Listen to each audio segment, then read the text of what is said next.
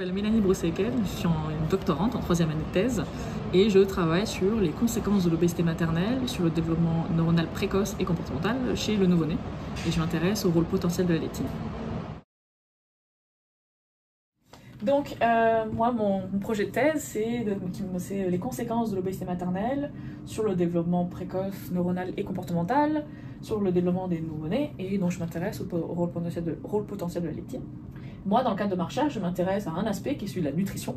Pourquoi? Eh bien parce que l'on sait que l'obésité c'est un problème de santé publique et il est décrit par l'OMS comme une accumulation anormale ou excessive de graisse qui peut avoir un impact négatif sur la santé. Et ce que l'on sait, c'est que l'obésité touche tout type de personnes, de tout âge, et notamment des femmes en âge de procréer.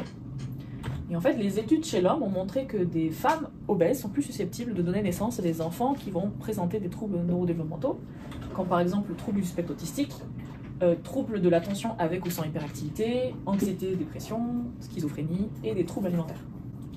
Et en fait, les études chez le rongeur ont pu confirmer ce qui a été vu chez l'homme et on sait que des souris nées de mères obèses présentent à l'âge adulte différentes altérations et elles vont présenter notamment de l'hyperactivité, une sociabilité qui est réduite, des symptômes anxieux, dépression, une cognition qui est altérée et aussi des troubles alimentaires. Mais on connaît très peu les mécanismes qui en fait, pourquoi en fait l'obésité mène à des troubles du neurodéveloppement, surtout chez les petits en fait, chez les nouveau-nés. Quand on pense à l'obésité, on pense justement à une augmentation de la masse graisseuse et il existe une hormone qui est fortement liée à ça et qui est la leptine, qui est aussi appelée l'hormone adipocytaire. Pourquoi? Parce qu'elle est principalement synthétisée par le tissu adipeux, mais pas que, il y a le muscle, l'estomac, le placenta et l'épithélium mammaire. Elle va pouvoir aller atteindre ces différentes cibles et au niveau du cerveau, elle en a plusieurs.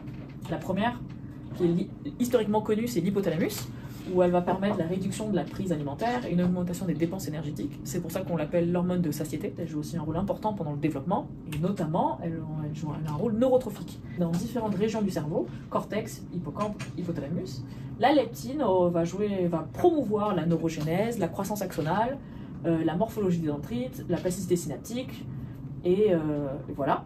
C'est qu'il existe un pic de leptine pendant le développement. Chez l'homme, ce pic de leptine apparaît pendant le dernier trimestre de grossesse chez la femme enceinte. Chez la souris, ce pic de leptine existe, mais lui, il apparaît après la naissance. Et en fait, ce pic de leptine, il est très important pour permettre à la leptine de jouer son rôle neurotrophique, qu'il faut conserver des taux de leptine qui soient optimaux pour que son rôle puisse se jouer normalement. Et ce qui a été montré, c'est que dans le cas d'obésité, en fait, on a un pic de leptine qui est anormalement élevé. Et la question que l'on se pose, c'est est-ce que ces taux anormalement élevés de leptine sont responsables en fait, des altérations neurodéveloppementales que l'on observe chez l'adulte? En fait, pour répondre à cette question, on va s'intéresser à deux marqueurs de troubles neurodéveloppementaux. Le premier, c'est en fait la transmission GABAergique-glutamatergique. On s'intéresse à la balance excitation-inhibition. Et l'autre marqueur, c'est ce qu'on appelle l'homéostasie chlore. Ensuite, on a un modèle d'obésité chronique, qu'on appelle alpha diet. Là, ce sont des souris pour lesquelles on va donner une nourriture riche en graisse. Pour faire simple, on va pouvoir enregistrer l'activité GABAergique, qui est on va dire, notre neurotransmetteur inhibiteur, et le glutamate, qui est notre neurotransmetteur excitateur. Et on regarde cette balance. Et en fait, ce qu'on a vu, c'est que ce soit chez les mâles, on voit qu'en fait, on a une balance qui est altérée chez les petits nés de mères obèses. En fait, on a une diminution de cette balance, excitation-inhibition. Chez les femelles, ce qu'on a surtout vu, c'est que en fait, c'est surtout le pendant excitateur qui est altéré. Et donc, pour faire simple, en fait, on a une balance excitation-inhibition qui est altérée chez les bébés nés de mères obèses, et cette altération elle est différente entre les mâles et les femelles. C'est-à-dire qu'ils n'ont pas la même sensibilité à l'obésité chronique. Donc, on a bel et bien un retard dans cette séquence développementale du GABA chez les souris nées de mères obèses. Donc, en fait, quand on s'intéresse à deux marqueurs de troubles neurodéveloppementaux, qui sont la balance excitation-inhibition et le switch du GABA, on a une altération chez les souris nées de mères obèses. Donc ça donne déjà une première piste sur l'explication de pourquoi à l'âge adulte, on a des troubles neurodéveloppementaux.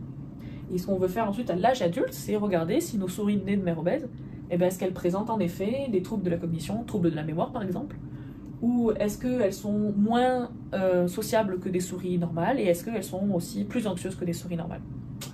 Et voilà, et ça c'est l'équipe avec qui je travaille tous les jours au laboratoire.